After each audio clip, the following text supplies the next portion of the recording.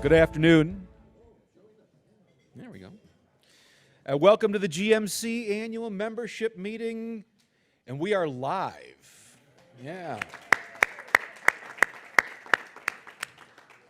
I'm Greg Marcus, chair of the GMC and president and CEO of Marcus Corporation. It's wonderful to be back in person today. It is wonderful, and we are glad so many of you could join us. I'm told we have a lot of people online as well, so welcome to you. You're welcome to come to our next meeting. The water is warm. Come on in. But it's good. It's really good to see everybody. This is, and I have to admit, this surprised me as I read through my prepared remarks the other day, maybe yesterday. Prepared for me, as they say. I saw this line. This is our first meeting back together in 2 years. Yeah. So it's good to see everybody back. We have a great group of members, guests, and our keynote speaker joining us virtually today. But we welcome many guests. I see Chevy. I see the name Chevy. Everybody. Chevy's coming in theory. Mayor Chevy is coming, but we hear. And Jennifer Abley from the city of Milwaukee, members of Milwaukee Women Inc., board of directors and membership, and for his first meeting, GMC President Joel Brennan. So it was like listening to The Rock too much on the kickoff of the Super Bowl last night. It wouldn't be an annual meeting without a full agenda, so I'd like to jump right in and invite Mr. Joel Brennan to the podium. Come on up, Joel. I will give you a welcome. Come on up. All right. Hearty welcome. Thank you. Thank you, Greg. And I appreciate those who are joining us here today in person and those who are joining us virtually as well. I was talking with our colleagues here at the University Club, and this is like the fourth event or so that they've had in this room in the last several months. And so, and I think for all of us who are engaged in clubs or in hospitality, we understand the challenges that the last 2 years have brought on that industry. And so whatever we can be doing to make sure that we are part of that as public health allows, we are all, we have that opportunity, we have an obligation to keep doing that. So we will, and I'm really thrilled that we're able to do this in person. But part of being in person, and I think a lot of you know what in my last role that I left just about a month ago at the state, we were part of the human resources wing really for all of state government. And I could tell you that just about 2 years ago, we sent 35,000 people who work across the state enterprise. We sent them home virtually overnight, much the same way that lots of people here and in various industries did the same thing. And that had with it its share of complexities and challenges, but I think what we've all found over time is the having people come back into these things and conditioning people to come back, that's even a little bit more challenging, and there's more complexity around that. And so as we continue to move forward, we will keep doing things in person at the GMC. But I also just encourage you for all the things that we love to do, whether it's going to a movie or whether it's going to the theater or going to a sporting event. As public health continues to allow us to do those things, we all, as good citizens and people who love those things in the community, need to keep doing those things as well. And we look forward to being part of those.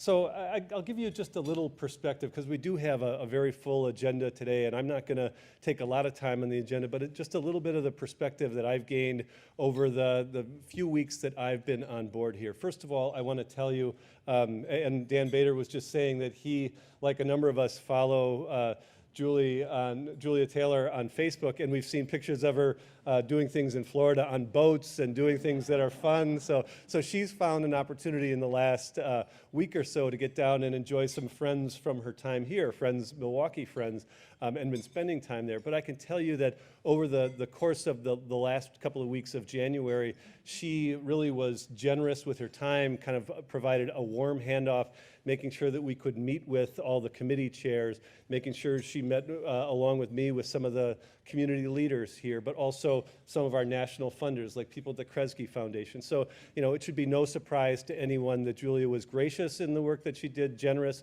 There's a party for her a week from today to celebrate her retirement that a number of us are going to be involved in. But just know that to nobody's surprise, she has been just a wonderful, gracious person in passing on that baton. But I can tell you what I've really, over the course of meeting with a number of the people here, both virtually and in person, over the last several weeks, it's just a reminder for me what a talented, committed group of community leaders we have here.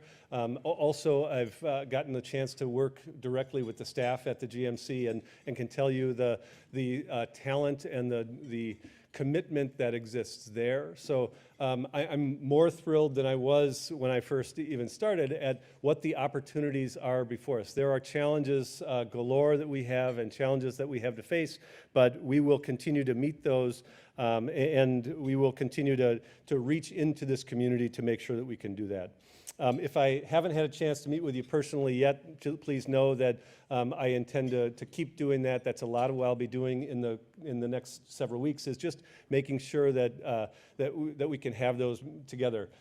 Mayor, you're welcome to come here and sit at the front table. I'm fine if people come in and sit down while I'm speaking. It's when people get up and leave when you're speaking that people sometimes have more of a challenge with. But we're thrilled to have Mayor Cavalier Johnson here with us today as well.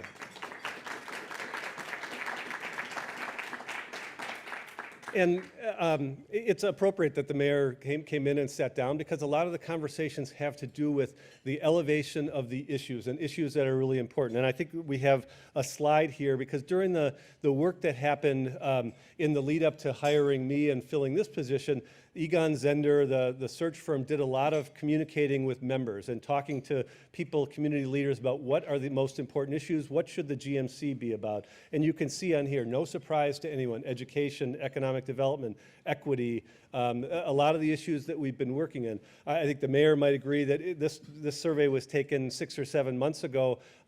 Some people might elevate public safety on this right now, because that's an issue that I think has regained some prominence. It never faded, but it's one that I think we need to continue to work on. So, but I can just tell you that what I have heard in conversations from you and from other members is that just a reinforcement that there are specific issues that we need to address as a community. We need to make sure that we are doing all these things in as collaborative a way as we can. I think Julia set a wonderful tone, and this is what I've heard from people over and over again, that the GMC has been a terrific collaborative organization over the course of the last several years. So we will continue to work on these. On the next slide here, just to, and I'm not going to go through and read these, but these are things that kind of snippets of what were heard from membership and community leaders about what they want to see. And I can tell you, it reinforces a number of those issues around economic opportunity, equity, education as community, but it also looks at and works towards making sure that the public sector, the private sector, the nonprofit sector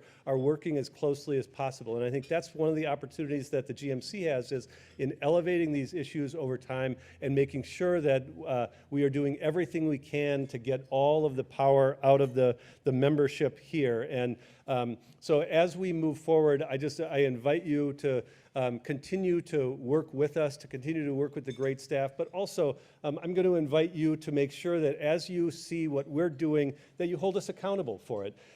In membership organizations, the organizations are only as strong as those members that are part of it.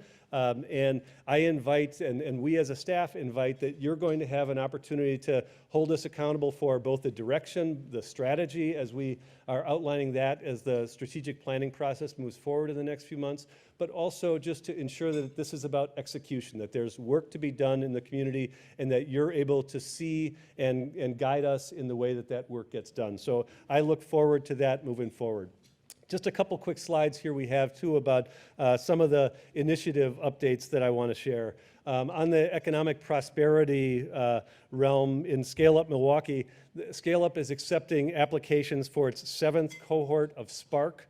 It's a growth-centric virtual training program in collaboration with WIBIC and the African American Chamber of Commerce.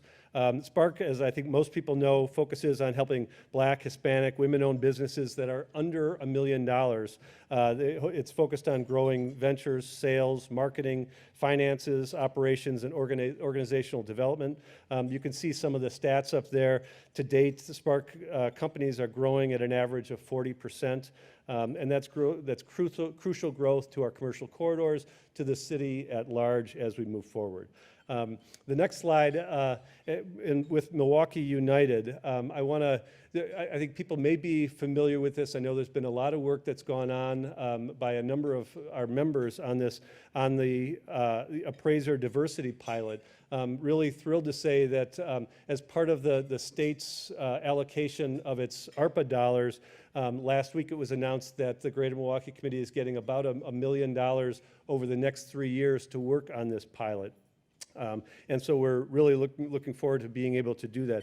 And this comes out of the work that's happened over the last year plus in examining devaluation of properties in communities of color and the barriers that it creates for homeowners here in Milwaukee. And bias in the appraisal process, it negatively influences our community through depressed home equity, lowered neighborhood reinvestment potential, limited financing. One way to address that issue is to ensure that the appraisers look like the rest of the city of Milwaukee. And so this is an effort with some very specific things associated with it over time to try to grow that workforce. It's not going to be the only solution that we have, but it's part of making sure that as people are going to do these appraisals, that they look like they reflect our community and they reflect the strength of our community moving forward. So want to thank Employ Milwaukee, MATC, who are partnering with us on this effort as well. And then finally, want to note that there is another group of the Young American Leaders Program, YELP, which has now been named, and you can see the group on the next slide here. They will travel in June to Harvard Business School for a weekend of learning and network building. There'll be some familiar names on that to you. This is a program that we've done several years. I know John Kissinger and Grafe have been responsible for helping to do that with us over time. And so we really appreciate that work moving forward. Again, there you can see this about the program. And then finally, we want to note that the next cohort of the Forward 48 will be starting in the spring. This is not the group of the Forward 48. These are some of the faculty members, but these are people who drive our community forward and who've been part of just a dynamic, talented group in ensuring that future generations of Milwaukee and future generations here are going to be able to move forward. So the faculty will be introduced soon, and we'll be moving forward with that Forward 48 group in the next coming months. So with that, I'm really looking forward to the program today. I have an opportunity now to welcome Dr. John Raymond and have him give just a brief update. He's going to do it virtually on where things stand related to COVID. And I can just tell you, and I think everybody in this room knows this, from my time in service to the state of Wisconsin, there really has been nobody who's been stronger in the region or even statewide in providing us with good, solid medical direction when it comes to COVID-19. So we all owe him a debt of gratitude, and as we continue to move forward, it's because of people like Dr. Raymond that I think we're in as good a shape as we are. So I'm going to turn it over to Dr. John Raymond. Thank you so much, Joel, and welcome back. I am not going to show slides today. I think all of us know that we're trending very favorably with the recent Omicron surge. So I'll just start with some US data. So far in 23 months of the pandemic, we've had 78 million confirmed cases with 918,000 deaths in the US. And now the daily case average peaked a little over at 800,000 on January 14th. Those are astounding numbers, 3 times the height that we had seen at any previous surge. But since then, the cases have declined by 79% over the last month to an average of about 175,000 per day. Still a lot of cases, but certainly trending in the right direction. Hospitalizations are also down 45%, and deaths now are beginning to trend downward. In Wisconsin, similar trends. 23 months into the pandemic, it's taken the lives of nearly 12,000 Wisconsinites out of nearly 1.4 million confirmed cases in Wisconsin. Now, the Omicron cases peaked at a 7-day average of nearly 19,000 on January 18th. Again, unprecedented, astounding numbers, but now they're down by 87%. Hospitalizations are also now down under last winter's peak, finally, by 50%, but still high at over 1,000 as of last Friday. So those trends are promising, but I must emphasize that in Wisconsin, our daily case burden still remains critically high, with an average of over 1,000 cases per 100,000 population over the last 2 weeks. And as of last Wednesday, 56 of our 72 counties had critically high activity levels, with the remaining 16 at very high levels. However, 70 of the 72 counties were showing a significantly shrinking trajectory. So we hope that the numbers that we see this Wednesday will show continuing improvement. Now, on a promising note, the data from the weekend, which are not yet available to the public online, show continuing decreases of daily case counts in Wisconsin. So looking ahead, if the pandemic trajectory continues to rapidly decline, it is possible that the daily case counts in Wisconsin could be in the low to medium range 2 to 4 weeks from now. And if the favorable trends continue, we will enjoy a respite of sorts, but the question remains, for how long? Now, in that regard, one question that I'm asked that's related to this very frequently is whether the end of the Omicron surge will usher in a transition from COVID-19 pandemic to an endemic state of COVID-19. Now, to answer that question, we first must understand the definition of endemic and what it actually means in the real world. Unfortunately, the word endemic has become one of the most misused in recent times. So first, endemic means that the virus will not disappear. We accept that we're not going to be able to completely eradicate COVID-19, and that we're going to need to learn to live with it. Second, accepting that, endemic means that we'll reach an equilibrium or a relatively predictable and mostly stable state of COVID-19. In such a situation, there could be episodic outbreaks and seasonal increases, but we would not expect to see massive surges. In other words, we'll reach equipoise between favorable factors such as vaccination, natural immunity, and behavioral mitigations versus the intrinsic contagiousness of the virus. However, there's no guarantee that the balance that we'll achieve will be at a low level of community spread. And this is one aspect of endemicity that is not well understood. It is certainly possible that we could reach a balance with COVID-19 at a high level of community transmission. And in fact, it's likely that different parts of the world will achieve the endemic state at different times, and perhaps at different levels of background transmission, especially when there continues to be massive disparities in the availability and the willingness to uptake COVID-19 vaccines. So for a steady state to be maintained, we would need to maintain high levels of durable immunity, and the virus would need to achieve genetic stability, neither of which is guaranteed at this time. So the best case scenario would be that the waning of Omicron will in fact usher in a long-lasting endemic state with relatively stable, low levels of community transmission. And certainly that is our hope. The worst case scenario, which is also possible, would be the emergence of new variants of COVID-19 that have significantly altered biological properties that would increase transmissibility even further and perhaps cause escape from our immune surveillance, either from natural immunity or from vaccine immunity. And this obviously could disrupt the endemic equilibrium, like what happened with the rapid emergence of Delta and Omicron. And of course, we live in a connected world. And until the world achieves high levels of immunity, persistent COVID-19 infections, say in an under-vaccinated Africa, could lead to the emergence of new variants that could disrupt that equilibrium by boomeranging back here to the United States.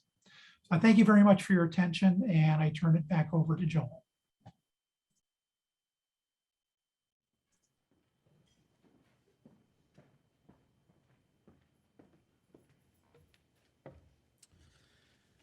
Thank you, Dr. Raymond, for sharing another insightful COVID update.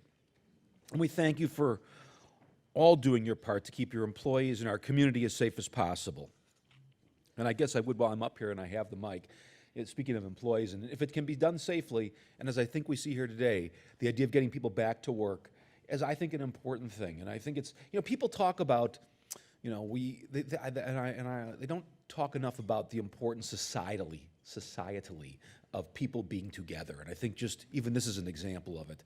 And the engagement we can have in our own group of being together, and engagement in the office of being together. And they talk about, well, it's about, the employee, the associate or the employee may like it better being at home and working from home, and I understand that. But there is a benefit to being together that goes beyond, because they compare it usually to the benefit to the company itself. Or our company is better. The executives want us here because we're going to perform better as a company, and the employees say, well, we prefer to be home. But there's something that I think that goes even beyond that, and that's societally speaking, the idea of being together with people who you might not look like or you might not think like is really important. And we are in an environment of very low trust in our society, I think.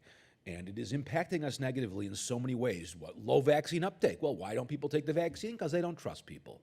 Why do people make so many decisions? They don't trust somebody else. And if all we're going to do is sit at home and work from home and watch our entertainment from home and tweet from the dent in our sofa, societally, I think that is going to, anonymously from the dent in our sofas, it's my own personal opinion, but since I have the mic, I'm going to just get up here and and rail on it a little bit and say we need to get together and think beyond. It is beyond just the benefit to our own companies, but a stronger society will be a stronger company too. So, okay, with that, sorry about that.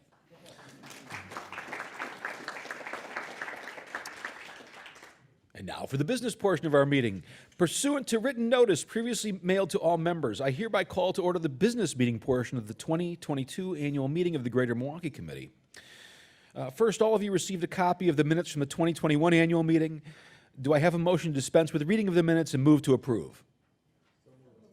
Okay, seconded? All in favor of approving the 21 annual minutes, please say aye. Aye. Any opposed? There's good, no nays. The ayes prevail, the motion is passed. Thank you. I'm happy to report the GMC had a balanced budget in 2021, and an audit concluded by Riley, Penner, and Benton has been completed. The GMC Board of Directors approved the 2022 budget. Dues notices have been mailed out to members. This is board roster approval. The following slate is being presented for election to the Board of Directors for the term ending in February 2025. They're indicated in the third column on this slide.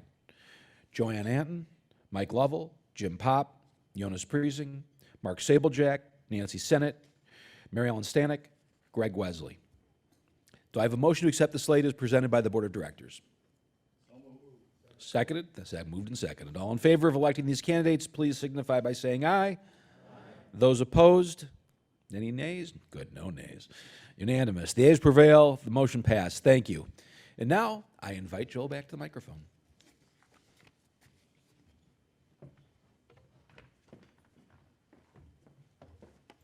And my stop up here will be brief. I get to introduce our first guest today who will be here virtually. As I think some of you may know, I live in the city. My wife and I and our two kids live in the Brewers Hill neighborhood. And so we are very interested in everything that goes on around the city, but particularly around things that happen in our neighborhood in and around Bronzeville. And over the course of the next few weeks, there's going to be some true excitement about what's going on with the reopening of America's Black Holocaust Museum.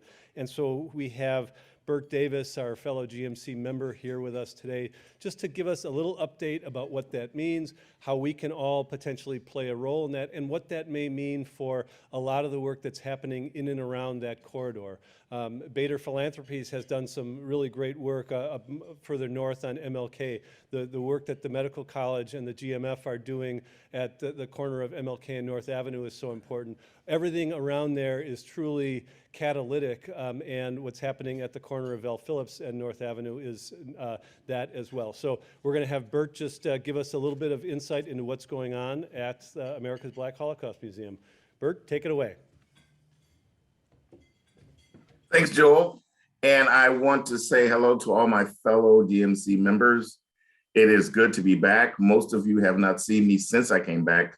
Probably haven't seen me since 2015 or 16 when I left the Zoological Society. So it is indeed an honor and a pleasure to come back and represent America's Black Holocaust Museum. I serve at the pleasure of the Board of Directors and as the President and CEO of America's Black Holocaust Museum. This museum is distinguished with the fact that it is the only museum in the United States that was founded by one of the only known survivors of a public lynching, Dr. James Cameron, when he was 16 years old in Marion, Indiana in 1930. The story goes that he was asked by two 18-year-olds to go on a quote unquote joyride with them. And they ended up trying to rob a couple. And it just so happened that he knew the man that they were trying to rob. Of course, he said, "I'm not doing it. I know them. They know my family." And so he fled. There was an exchange. The male was shot, and then later on he died. This story has now, the remainder of this story is something that is not insignificant. It's very significant. It is not something that is a one-off. It is something that has been a characteristic of how things happened during those times around the United States. They took the account of the woman who was with him. They gathered the two guys. She identified Dr. Cameron as being there, but not as being involved with it. Anyway, they all jailed them. They jailed all three. Of course, an angry mob stormed the jail and broke Dr. Cameron. They broke Dr. Cameron and the other two people out. One of the most famous stories in the history of any lynching pictures and stories is the one of Dr. Cameron, where there are two people that are on a tree. He was supposed to be the third one. Literally, they put the noose around his neck and started to pull him up. And a white woman said, "Hey, that's Dr. Jimmy Cameron. And I know him. And there's no way that he did anything like this." So Dr. Cameron was released. He did serve time because he was alleged to be a part of the whole conspiracy. But this, of course, as you can imagine, as any of you can imagine, changed his life. And so it changed his life in a way in which he became a self-taught historian. He went on to found several NAACPs around the Midwest.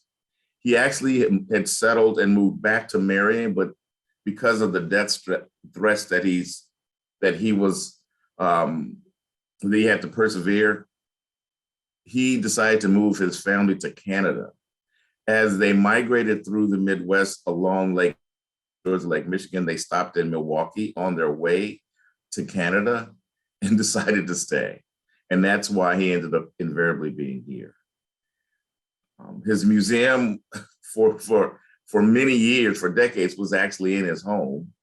And then he decided that it was far time. Well, it actually wasn't him. His wife decided he needed to move all that stuff out and find a permanent place and an installation. So right on the corner of Val Phillips and North Avenue, where the existing museum is, there were probably 20 feet south is where he bought a boxing gym leased a boxing gym from the city and created America's Black Holocaust Museum. I think you can go to the next slide. Okay. He was extremely involved in voting rights. And so these slides depict one of the last pictures of Dr. Cameron in the upper left. In the upper right, he was part of many NAACP and Urban League initiatives for fair housing, for voting rights. The one on the lower left is the original building that was the Black Holocaust Museum. And then the bottom right is Dr. Cameron's son, who currently sits on our board, still very active in the community. Next slide. The museum was established in 1988 and was able to be vibrant because of several of you that are in the audience and some of the people who are not here, like Marty Stein, but I know Dan Bader and Marty were very, very involved in supporting the museum. Unfortunately, when Dr. Cameron died in 2006, the museum closed in 2008 because of the confluence of his death, Marty Stein's passing, and then the recession. So what then occurred was this groundswell of people, and I'm going to use this word several times, this groundswell of people who wanted to continue the legacy of Dr. Cameron. And so then there was the Virtual Museum that was created by Dr. Frank Kaplan. And currently, the Virtual Museum has over 3,300 pages of text, is visited by nearly 2 million people a year, and is visited by over 200 countries from around the globe. Various curriculum have been developed just because of the content and the academic rigor that has been involved in the creation of the Virtual Museum. It literally helped to keep the spirit of the museum alive and the spirit of Dr. Cameron alive. It has been quoted by several teachers from around the globe. Next slide, thanks, Heather. That they created classroom curriculum that exposed their students to the good and the bad and the ugly of the experience of African Americans in America. The mission of the museum that was created by Dr. Cameron many years ago was to really bring to light the disparities that have been consuming us as Americans, all Americans, because of colonialism, slavery, and Jim Crow, that we find ourselves embroiled in right now to this very day, even in 2022, because these are systemic situations that unless we address them systemically, we're going to be plagued with them. And so our vision here at the museum is to create these spaces for us to have these dialogues that allow us to share about our commonality as Americans. The museum will provide context in terms of the lens of how we share this information from an African American experience. So as we find ourselves even here, next slide, in Black History Month, we have adopted a terminology, a phraseology that is slightly different from yielding to this is Black History Month. We are now using the terminology that this month of celebration is now going to expand into a year celebration of African Americans in history, because our singular history is not relevant if we don't look at our collective history. So it's not just Black history, it's all people. It is everyone's, every race, every ethnicity's history that has contributed to the DNA and the fabric of this country. And we are only here as a museum to interpret this history. We're not creating history, we're not advocates. We are just here to share through interpretation and education. So our reemergence was because of, once again, a groundswell, I'm using that word again, of individuals that wanted to see the museum come back.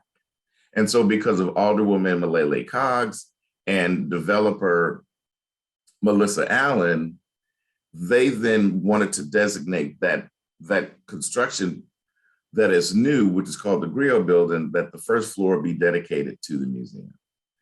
And so the upper left-hand corner is a stylized tree. That section of the museum talks specifically about lynching. There are several then slides here that give you some different angles of some of the museum that make up a little bit less than 10,000 square feet. The bottom left is a picture of the staff along with consultants when we received an anonymous gift of $10 million back in December. And then the other two just are pictures from the press conference. I know that I'm short on time and I started a little late.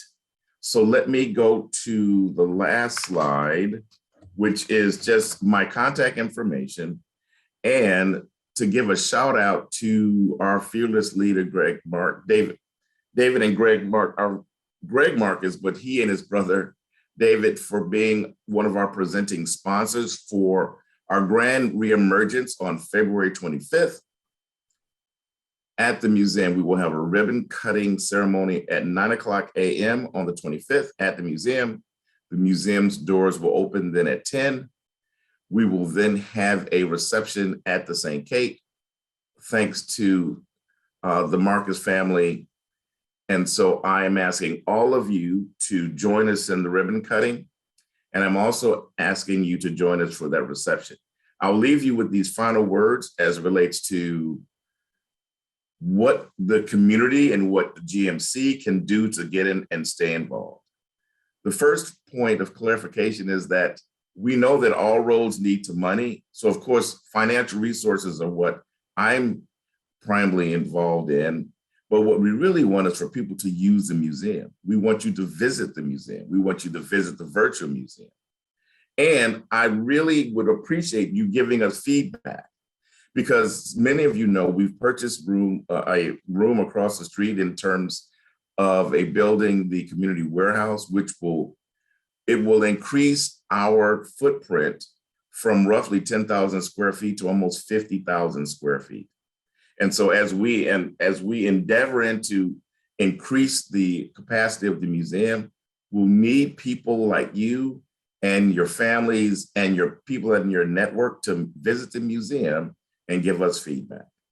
So with that, I will turn it back over to Joel. Thank you for the time.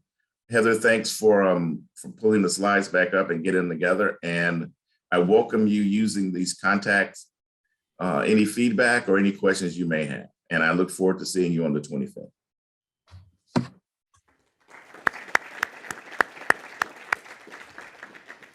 Thanks, Bert. If you're confused, yeah, no, I'm not Joel. You can tell I have less hair and I'm shorter. So for those who don't know, but yeah, and as Bert alluded to, we are supporters of it, and if you haven't had a chance to go see the museum, it's important. It's very well done, and it's important to see the history and to learn about. You think you know, but seeing it put together like that, it's an important resource for our community. So thank you. And while I will officially welcome Mayor Johnson, thank you for joining us today.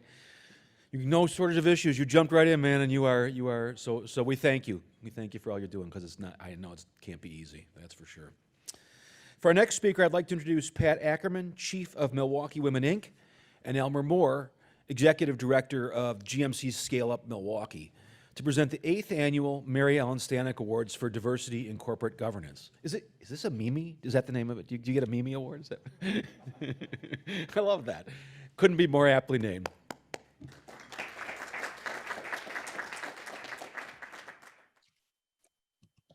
Good afternoon, everyone. Thank you, Greg. Thank you, Bert. Thank you, Dr. Raymond. Thank you all for the incredible message and the incredible work you all are doing. It's incredible to think how many years we've been doing this. The Greater Milwaukee Committee and Milwaukee Women, Inc. have partnered again to award corporations and individuals an honor to recognize their efforts and achievements advancing diversity and equity, particularly in the workplace and the boardroom. This year, we're excited to present again 2 awardees, the Mary Ellen Stanek Award for Diversity in Corporate Governance. and we will take under important guidance the chair's recommendation to rename it the Mimi. Our first awardee is Cecilia Gore, Executive Director of the Brewers Community Foundation. A Milwaukee native, Cecilia's career is a testament to her passion for community and impact. Under her leadership, the foundation has deployed $42 million over the last decade and raised an astounding $2 million just last year in 2021. Cecilia is a team player, pun intended, whose leadership empowered literally hundreds of organizations to serve our community. She's been recognized for her great work. In fact, there's too many to list, but I want to name a few of her awards, including being named Milwaukee Business Journal's Women of Influence and a 40 Under 40 Hall of Fame recipient. She was Junior Achievement Peak Performer, and she received the Amigo Award from the Hispanic Chamber of Commerce of Wisconsin. She's also received, I didn't know this one, an honorary Doctor of Humane Letters from Carroll University. So in fact, maybe we should be calling her Dr. Gore, which is a funny kind of doctor name. Anyway, we are excited to recognize, like so many others, her incredible performance and her contributions. One of her nominators described her perfectly and succinctly as being visible, committed leadership advancing equity. Cecilia has made a career of forging paths so that others may follow and bringing equity to the forefront of all of her work. Cecilia is a board director for both C.G. Schmidt, Froedtert Hospital, and Town Bank, a wind trust company, plus a long and notable list of nonprofit organizations, including our very own Greater Milwaukee Committee. One of her more recent charges has been co-chairing the GMC's Racial Equity Task Force, where she and her co-chair, Wayne Morgan, have expertly led a process of reflection and accountability, leading the GMC to a new trajectory for advancing equity within our organization, within our work, within our membership, and within our community. I am delighted to have the honor to award an inspiring leader whose counsel and wisdom I personally draw upon and seek out. Please join me congratulating Cecilia Gore for a Mary Ellen Stanek Award for Diversity in Corporate Governance. You all should be clapping. There you go.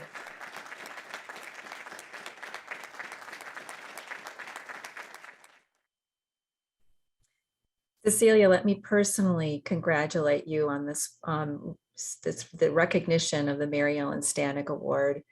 You joined the Milwaukee Women Inc. board 2 years ago and have definitely made an impact for us and for the community. So thank you. I'm honored to present the second corporate Mary Ellen Stanek Award to Froedtert Health, which is being recognized for their commitment to being an inclusive organization that provides exceptional care to everyone. Froedtert Health operates Eastern Wisconsin's only academic medical center and adult level 1 trauma center at Froedtert Hospital. Froedtert Health strives to reflect the diversity of the communities they serve and foster a culture where people from diverse backgrounds feel respected and valued. This commitment is demonstrated through their nationally recognized Diversity Council, participation in the American Hospital Association's number 123 for Equity campaign to eliminate healthcare disparities, and the creation of a diversity and inclusion dashboard hosted on their website. Currently, women comprise 41% of Froedtert Health's board of directors, and people of color comprise 23.5%. On the executive leadership team, women comprise 44.4%, and people of color comprise 9.3%. In addition, Froedtert Health's president and CEO and its board chair are women. Under the leadership and vision of CEO Kathy Jacobson, Froedtert Health has created an inclusive culture and become a leader in diversity and inclusion efforts, receiving numerous awards recognizing their intentionality in these efforts. Froedtert Health was recognized third among the nation's top workplaces for weaving equity, diversity, and inclusion into the fabric of their organization's culture by the Association of Employee Resource Groups and Councils.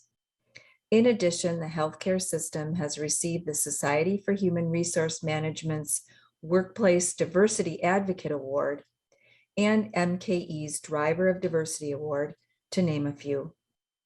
Please join me in congratulating Froedtert Health on their reception of the Mary Ellen Stanek Award.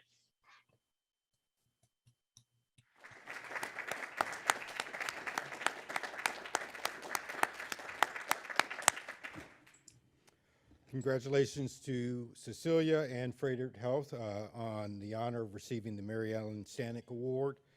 Working closely with both Cecilia and the leadership of Froedtert Health, I can say that they are very, very deserving, and congratulations to them both again. My name is Greg Wesley, Senior Vice President at the Medical College of Wisconsin, and happy to actually be a co-chair of MKE United's Executive Committee. I get the pleasure to introduce our keynote speaker, Tawanna Black, founder and CEO of the Center for Economic Inclusion. I'm going to kind of dispense a little bit with her background, because I know we need to flex and catch up a little bit, but we were able to be introduced to Tawanna through her involvement and our involvement with the Shared Prosperity Network, which is a collaboration of the Kresge Foundation, Brookings Metropolitan Policy Program, the Urban Institute, and Living Cities. All of those groups coming together to provide local leadership with national practitioners and researchers to focus on local issues that each of those communities are struggling with. And I'm going to name the communities. The Shared Prosperity communities are Arlington, Virginia, Cleveland, Ohio, Chicago, Fresno, Kansas City, Memphis, Tennessee, Minneapolis, and Milwaukee. All cities representing unique histories, perspectives, experiences that are focused on some issues that their communities are struggling with. Tawanna is the founder, Chief Executive Officer of the Center for Economic Inclusion, which is focused on dealing with issues of inclusion and equity, really trying to make sure that communities are able to be heard and to tackle whatever that major issue a community might have. In Arlington, it might be housing. In Cleveland, it could be industrial revitalization. In Milwaukee, it could be, you name it. And I don't mean that with any kind of negative kind of tone, but the reality is that each of the communities that are part of the Shared Prosperity Network are working on equity and inclusion issues with the focus of connecting community. Ms. Black is a non-resident senior fellow of the Brookings Institute. She also is a member of the McKinsey Institute for Black Economic Mobility. She also is a member of the Nexus for Opportunity and Equity Nationwide Advisory Council. In 2021, she was named Person of the Year by the Twin Cities Business. She has been recognized as one of the nation's 25 top disruptive leaders on working at closing racial gaps by the Living Cities. And I want to make special mention to the Kresge Foundation for their support of having her here today. We're thankful for Kresge and what it does to help us to talk about issues of equity and inclusion in our community. And with that, I would like to say, Tawanna, take it away. Thank you so much for that introduction. I truly appreciate it. I'm Tawanna Black. I'm the founder and CEO of the Center for Economic Inclusion. I want to say a big thank you to the DMC and MKE United for both the opportunity to join you on today and for that warm welcome. I want to say a thank you all for joining for today's program and luncheon, for the work that you are doing to build more racially equitable and inclusive and economically prosperous communities across Milwaukee and Wisconsin. I am leading an organization that is helping communities across the country prosper, inclusive economic growth, and ultimately to build economies that truly work for everyone. And I am going to talk faster than I ever do. If you've heard me present or worked with me before, you know that I tend to talk fast Today, I'm going to do my best job to enunciate and to catch us up a bit in time, because I want to be sure that we have some time for discussion and Q&A, because ultimately, as was shared a moment ago,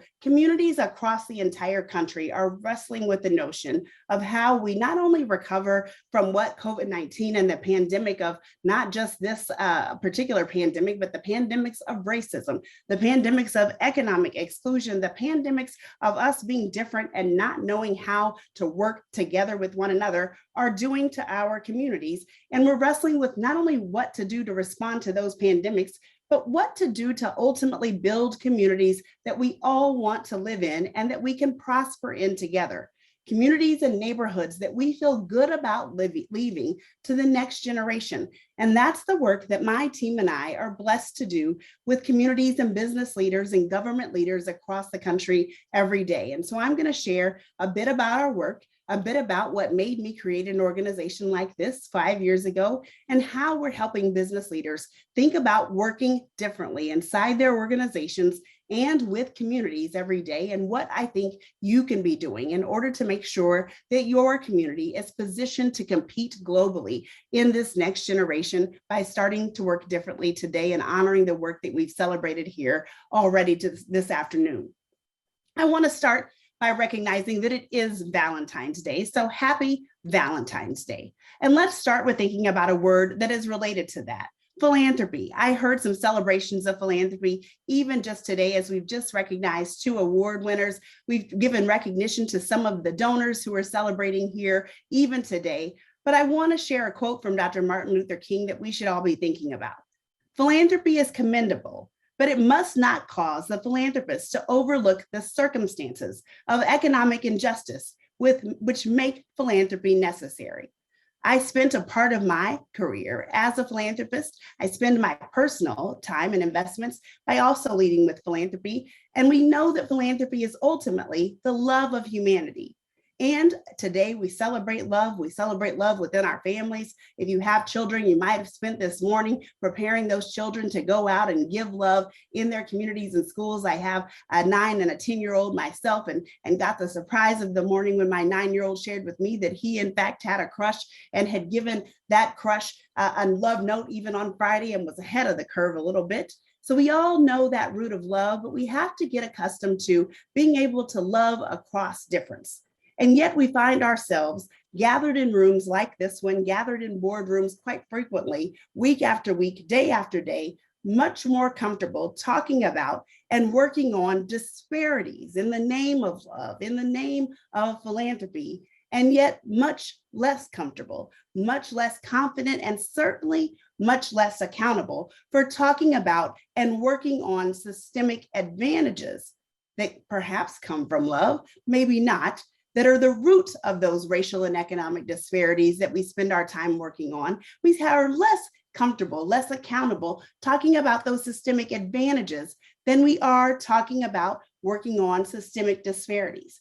I'm here to share with you today that at the root of our love, we must become much more accountable, talking about systemic advantage.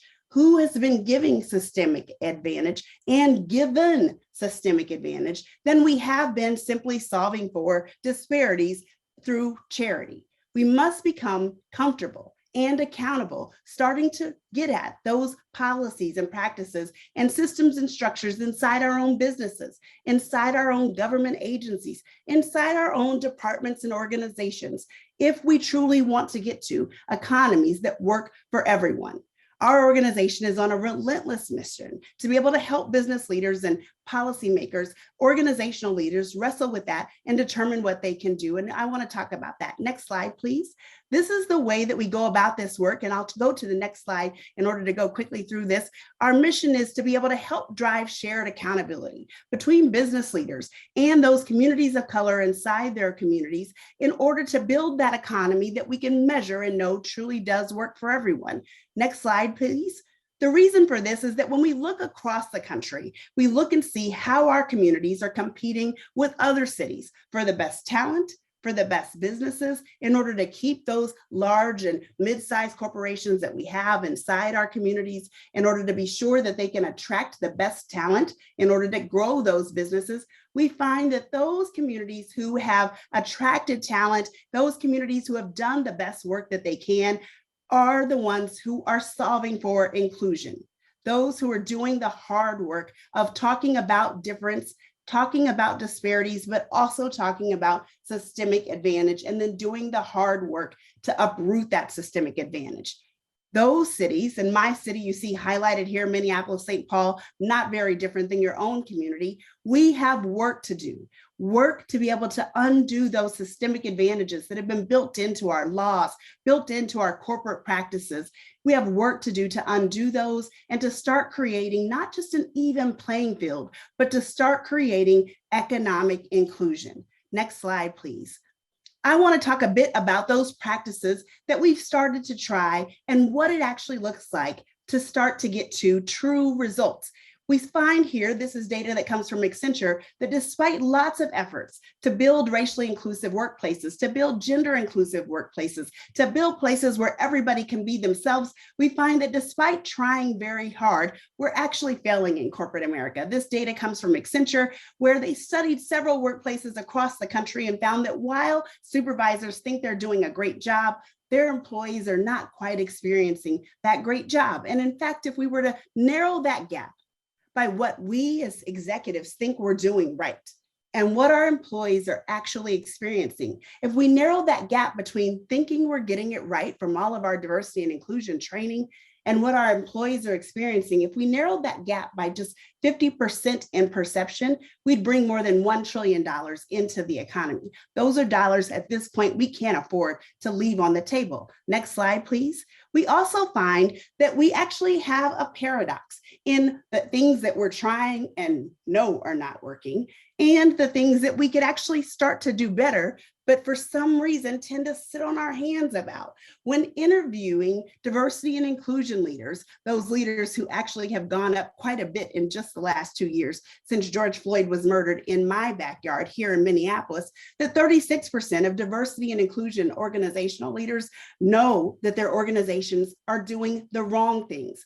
80% rate themselves as ineffective at developing a diverse leadership bench. Say that when we rank those leaders, when we open up those new opportunities, we don't have a pool of leaders of color, women we can pull from in order to make sure that we're diversifying those executive ranks. And yet, when interviewed, most of those diversity and inclusion leaders know that the practices, the tactics their businesses are trying are not the ones that are going to turn the tide, and yet don't really feel positioned to be able to suggest what will begin to produce new results. Data drives action. What gets measured gets done. We know this in our businesses. You know this in your verticals, your business lines, those areas that produce dollars and cents in your business. And yet, for some reason, when it comes to racial equity, we tend to apply a different lens, a different approach to our organizations. I'm here today to tell you that we have to change that. We have to start applying the same business tactics that we've applied to those parts of our business to this part of our business. Next slide, please. The money is what starts to talk here. We see, if we follow the data, that $50 billion was pledged by US companies toward racial equity since May of 2020 when George Floyd was killed. It is a business after all. And yet $250 million has been spent since that time on specific efforts. We've got a ways to go to be able to actually see the results of those commitments and proclamations for spending with diverse vendors, for contributing out into communities, and actually transforming the gaps that have been stagnant in our communities as a result of the systemic advantages that have been built into our systems across our country.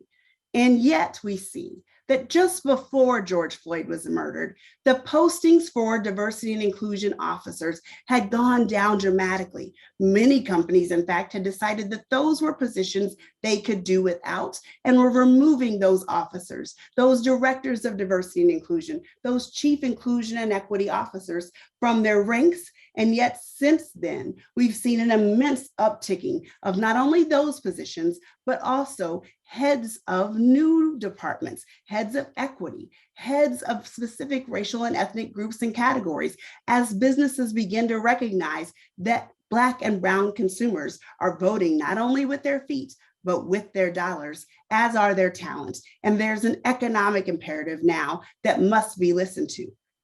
What's the adage now? That when you know better, you do better. As business leaders, we're learning better, and it's time for us to do better. Next slide, please. In rooms I go to today, business leaders are asking, what works? What should I be doing here? The answer is available for us. Diversity Inc., an industry that has been measuring what works for diversity and inclusion in a myriad of areas, has been measuring this and reporting on the top 50 businesses for diversity and inclusion, the top businesses for each racial and ethnic group, gender group, and other arenas for diversity and inclusion for quite some time, and has begun to assess exactly what businesses who are serious about this work do and what they don't do.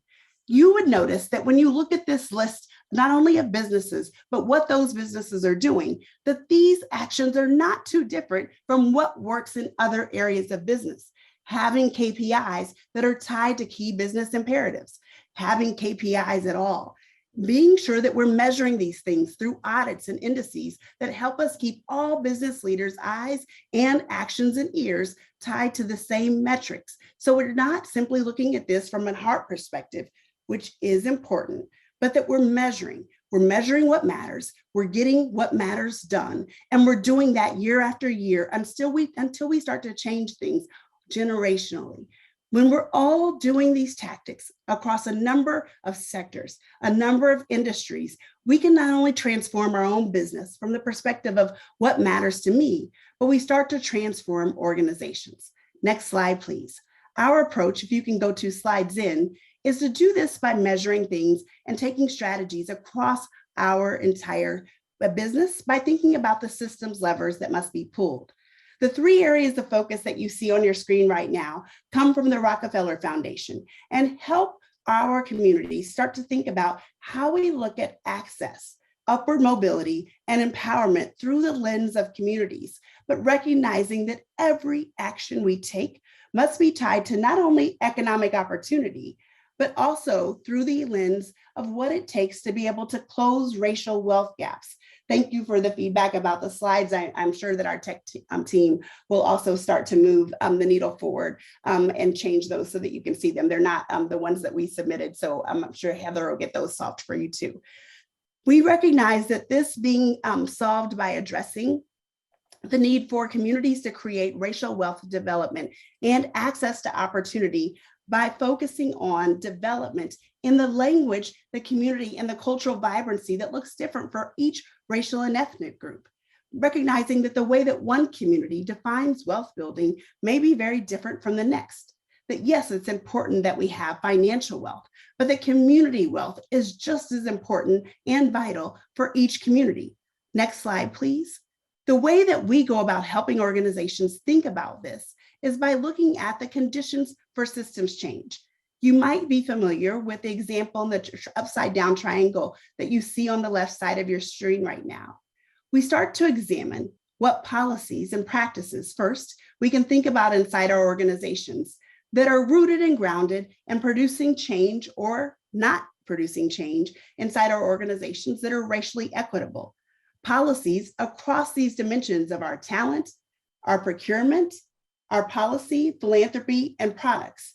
And I apologize, you all, you can't see the slides. I believe Heather is managing the slides on her end, but I believe if you can't see them, you might have to do the side-by-side speaker view. If not, the team at DMC and Milwaukee United will give some instructions in the chat to help you out to be able to see those. Apologies for that, but they'll give some direction here in just a moment, or we'll get them dropped into the chat for you to be able to see them. I'll keep talking just for the sake of time, and then they'll give some insight in it. Thank you so much. The conditions of systems change include policies and practices, resource flows, which helps us start to think about our dollars and cents, whether or not we're driving contracts out to businesses that are owned by communities of color, whether or not our philanthropy is going into those organizations that are led by communities of color, and not only that they're going out in a way that might be equal, but are they going out in a way that is responsive to both the need and the goals that we've established using those KPIs that we referenced earlier. We then start to think about another level, are thinking about relationships and connections. Do we have true relationships in communities? Not just do we know each other by name, do we socialize when we have our annual dinners and holidays that show up in those particular communities, but do we have deep enough relationships that allow us to do not just transactions, but transformations inside our communities? Are we wearing one another's t-shirts in rooms where we don't show up? In the places and spaces where you transact business, are you able to bring those relationships that you have in communities of color into those rooms that you do business where our communities never show up? Are you bringing those relationships in so that the risk level of doing business in communities of color starts to lower both the perception of risk and the real risk? Are you challenging power dynamics as a fifth condition for systems change? Starting to build power, not only with communities of color, but in communities of color. Are you building relationships such that power starts to transfer? Not only the perception of power, as we start to see people in new elected roles, appointed roles, and earned roles in communities and in businesses, but are we also transferring power, sharing power in communities, such that decision-making is truly held in those places? Is power transferred as information is transferred about how power and business is conducted in businesses and in organizations? And lastly, considering our mental models and dynamics, those beliefs that you and I, as people who have been raised in America, have been taught to have about one another. Those beliefs that we might have that are unspeakable, those things we don't speak about one another, but we simply have held deep down, about neighborhoods, about people of different racial and ethnic backgrounds, different income levels, different places that they might have been raised, different dialects, those things that, again, we might not say out loud, but we start to make decisions, hiring decisions, contracting decisions, how big of a contract we might give, how much of a raise we might give, how high of a salary we might offer, based on those subtle details that, again, have been instilled in us with mental models and beliefs. The more explicit we become about being willing to challenge our beliefs, our decisions that are rooted in each of these conditions of systems change across our talent structures, our procurement and supplier diversity, our public policy and where we're investing our PAC dollars, how we're using our influence to help people in office or to help people get into office, our philanthropy, and yes, even our products, the way we market those products and the communities in which we're doing business. The faster we build economies that truly work for everyone, we ensure that we have economic development that is vibrant in all communities, that we're building equitable and inclusive human capital and valuing the talent that comes from all communities. We have housing that is affordable and accessible to all people, and that employers have the ability to tap into talent that has accessibility to their business and their opportunities for employment, and accessibility to transportation and transit opportunities that allow them to both take advantage of employment and access great housing. Each one of these drivers make up a vibrant, equitable, and inclusive economy and community, but they require us as employers, as business leaders, and community and government leaders to take action together. Next slide, please. The way that we go about this is building new systems. Systems change in practice. The way that we go about this is by changing the way that we each operate. Operate with proximity, thinking about how close we are to one another, how our relationships with one another, with people who are in power and people who may have community power, but it's different than that institutional power we're accustomed to operating. Earlier, I heard a speaker mention the way that we build trust in this pandemic time is at the root of how our relationships operate. We offer this example for you as a definition of trust that helps us begin to move. We'll offer you back the version of the slides that we sent in a PDF that helps you see this slide accurately so that you can see all of the words here. But trust equaling sincerity, how sincere I truly believe that you are, that you're going to do what you say you're going to do. Competency, whether or not I believe that you truly know everything that you say you know, and that you can deliver on what you've said you can deliver on. And reliability. Do I know enough about you? Have you dealt with my community enough that I can believe that you are going to do what you say you're going to do because you've always done it? Or do communities have history with you, with your company, with your organization, such that we don't have that reliability? And do we believe that you're self-interested? Or do we believe that you have a community interest, that you have interest in this entire community thriving in ways that when we divide your sincerity, your competency, and your reliability by the degree of self-interest that you have or community interest that you have, we get a score that tells me I can trust you. I can trust your company. I can trust your foundation or your agency to truly do something, some action, some investment that's going to move our community forward in a way that helps us build an economy that is truly better and more equitable and inclusive for all of us. Next slide, please. Ways that you can think about being able to move this forward are thinking about systems change in practice, using equity impact audits, thinking about qualitative and quantitative audits, thinking about ways that you can ensure companies that have the ability to ensure that you have middle managers and frontline managers who truly understand and can relate to their employees, and employees who are going back into communities and will carry that story forward. Next slide, please. At the Center for Economic Inclusion, we use indicators of an inclusive regional economy that you can see on our website to help communities, leaders in different sectors think about how to measure those ways of understanding our economy and knowing that the actions you're taking are truly moving that economy forward. Next slide, please. We just launched a new racial equity dividends index that can be used in various states to help you understand, are those actions inside your business moving you forward on the leading indicators and standards of inclusive economic growth? Are you taking those leading actions? Do you have the leading policies and standards for inclusive equity? And do your employees know about those actions and standards such that you can trust you're going to see long-term results, not only inside your business, but inside their lives? Next slide, please. These indexes move across 7 domains of equity that help you start to make actions that not only move your own business forward, but also move the economy forward. We also have an assessment, next slide, please, that goes deeper to help businesses consider ways to move not only that internal action, but also the external action inside the economy.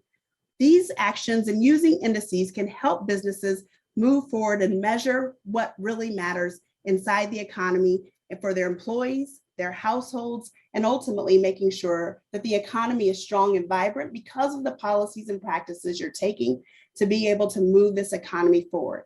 I think I'm going to pause with the slides here and open us up for questions and answers, and I may refer to some of the additional slides that we'll share with you via DMC and Milwaukee United after some Q&A so that you can take advantage of those. Thank you.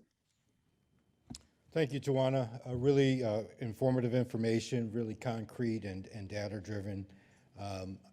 What are we looking like on time, Heather? I have 4 questions. Maybe I'll just flex to 1 or 2. Okay. All right. So Tawanna, thank you for that again.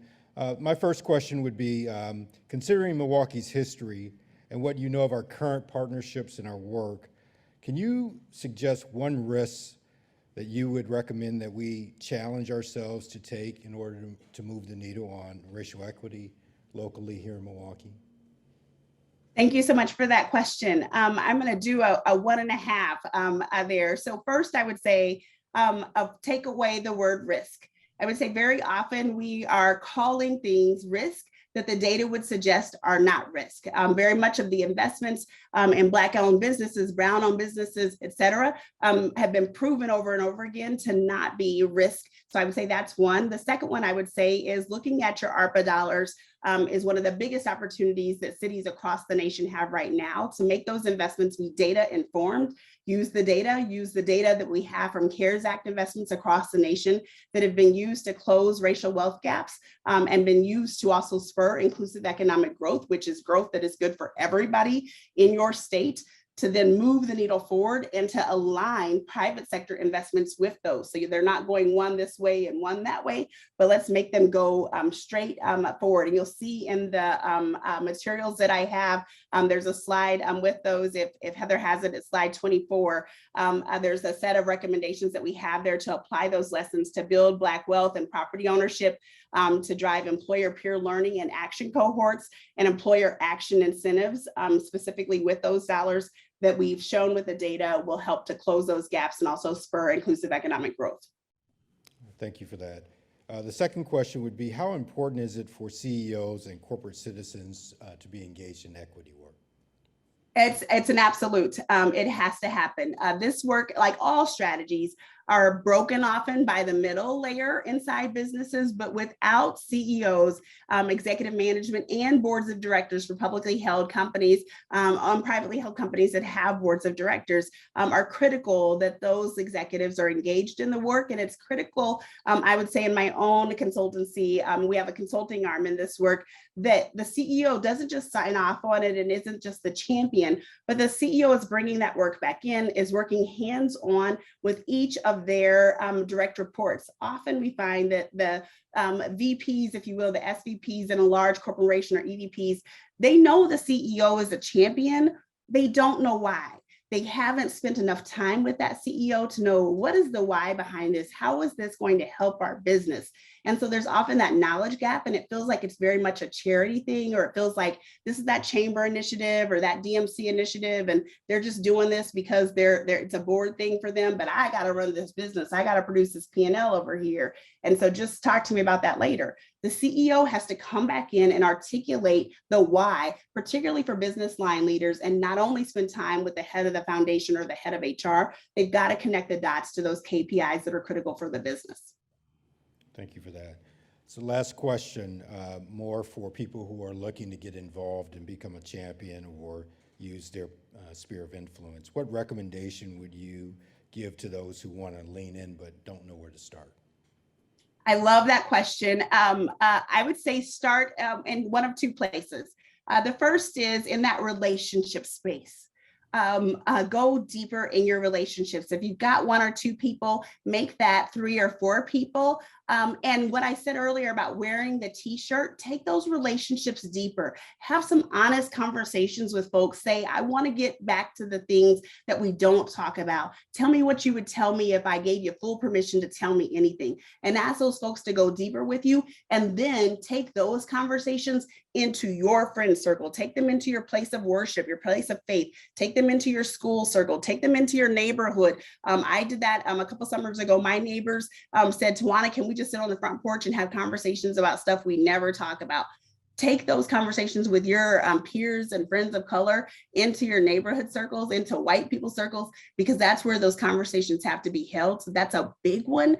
The other, though, is to go into those spaces of power and speak truth into power. So once you learn something, share something. Take those nuggets in about what is working, because we have to celebrate in this work, because it is hard work. There are no easy answers. We will not undo hundreds of years in a couple of years of initiatives. So be sure you celebrate the wins.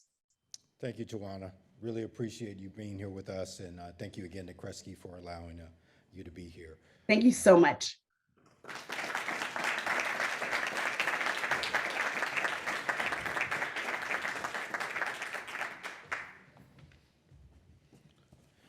Thank you, Tawanna, for taking the time to share such important information with us today.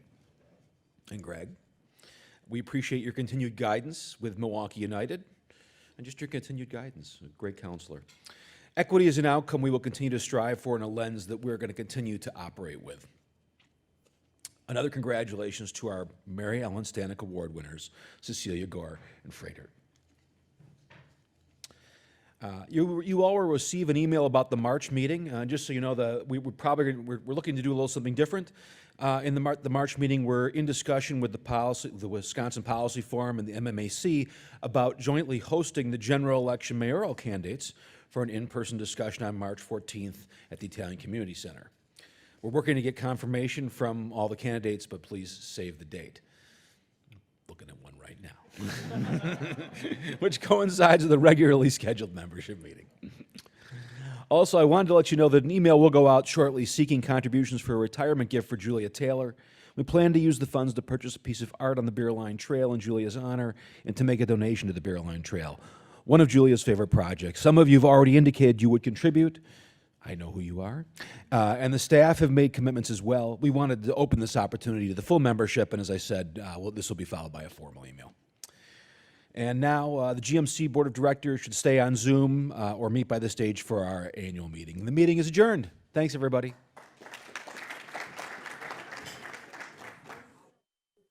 A call to order. I call the meeting of the GMC Board of Directors to order again. All right, board slate approval. I seek a motion to approve the following officer slate for the 22 GMC Board of Directors. The GMC Board of Directors approves board officer slates each year. At the GMC's annual membership meeting, the chair is a 2-year term and was approved at the 2021 meeting. We'll be back to that topic in a moment. Treasurer, Jim Pop, who I see right there, Jim, and Secretary, Christy Garcia Thomas. We will vote to approve a chair-elect as the board. Oh, the chair-elect.